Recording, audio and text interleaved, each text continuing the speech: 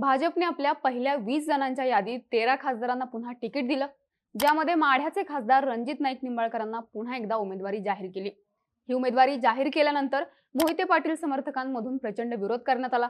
धैर्यशील मोहिते पाटलांच्या उमेदवारीसाठी आजही समर्थक आक्रमक आहेत। दुसरीकडे महाविकास आघाडीत ही जागा शरद पवारांकडे आली आणि रासपचे अध्यक्ष महादेव जानकर हेच इथले उमेदवार असणार हे जवळपास फिक्स झालं होतं। मात्र जानकरांनी आपल्या राजकारणाला साजेशी भूमिका घेत आधी आपलं महत्त्व वाढवून घेतलं आणि ऐनवेळी पलटी मारत ते महायुतीत सहभागी झाले। पण आता एकीकडे माढ्यातून भाजपचा उमेदवार फायनल झालेला असल्याने माढ्यात नव्याने विचार करण्याची पाळी असं जयंत पाटलांनी म्हटलंय।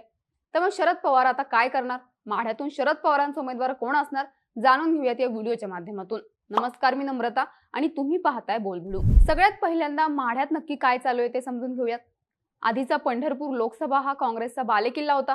त्यानंतर माढा लोकसभा हा मतदारसंघ 2009च्या पुनर्रचनेत अस्तित्वात आला।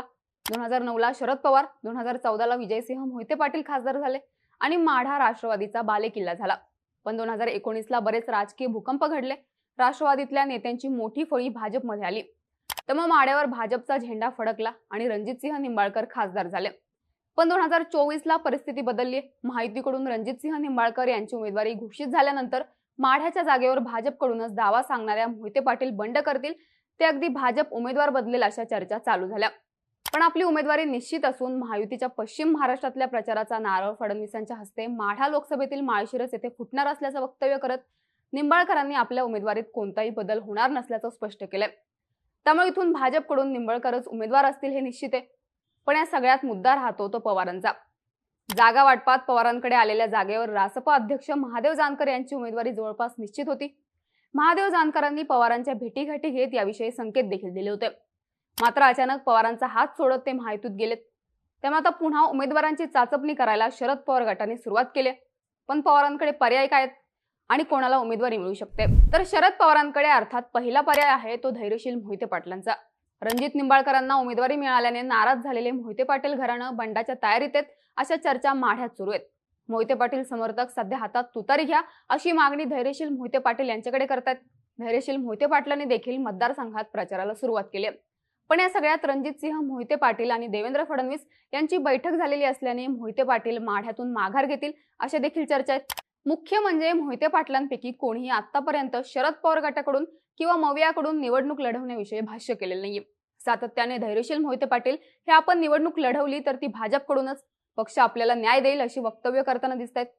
त्यातही शरद पवार आणि मोहिते पाटील हे इतकी वर्ष एकाच पक्षात असले तरी त्यांचं राजकारण हे कायम एकमेकांना शहकटशहाचं राहिलंय।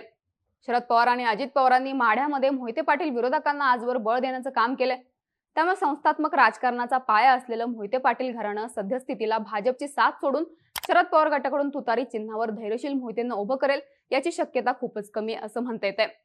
पण माढ्यातल्या काही पत्रकारांनी दिलेल्या माहितीनुसार सध्या लोकसभा लढण्यावरून मोहिते पाटील घराण्यातच फूट पडले।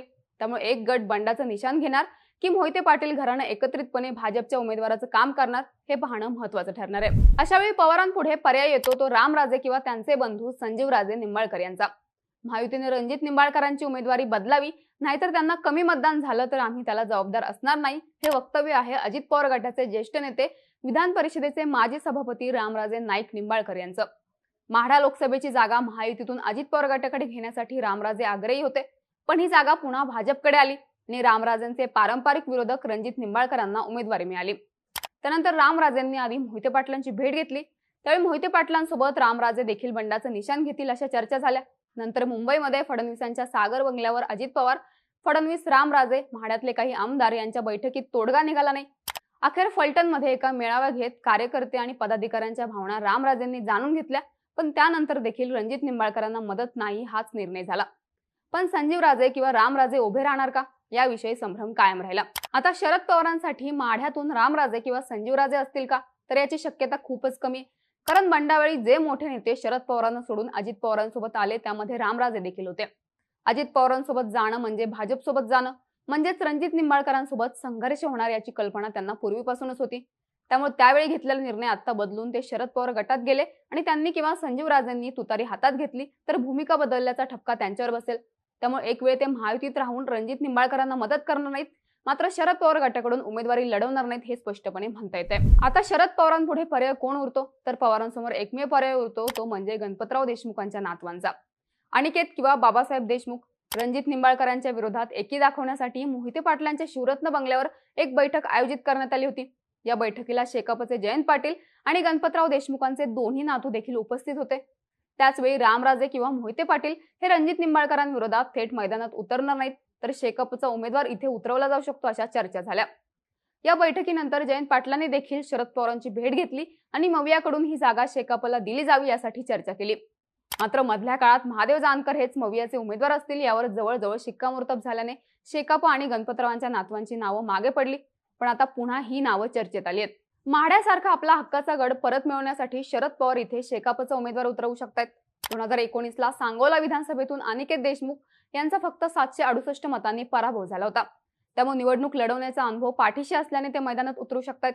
तर दुसरीकडे गणपतरावांचे दुसरे नातू बाबासाहेब देशमुख हे देखील गेल्या काही दिवसांपासून सांगोला विधानसभेची तयारी करतायत। जी माहिती आली आहे त्यानुसार या दोन्ही बंधूंमध्ये तेवढं सख्य नाहीये। त्यामुळे अनिकेत देशमुखांना लोकसभा आणि बाबासाहेब देशमुखांना विधानसभा अशी विभागणी करण्याच्या चर्चा सध्या माढ्यात सुरू आहेत। याशिवाय सध्या शरद पवार गटाचे नेते अभयसिंह जगताप यांनी देखील मतदारसंघात फिरायला सुरुवात केल्याने त्यांचं देखील नाव चर्चेत आले।